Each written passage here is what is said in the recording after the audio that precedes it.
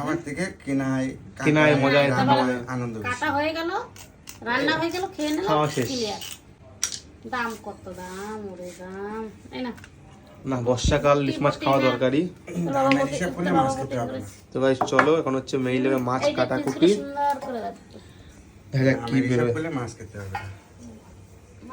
মাথায় প্রথমে কাটা হচ্ছে একদম মাথাটা মাছের। চলো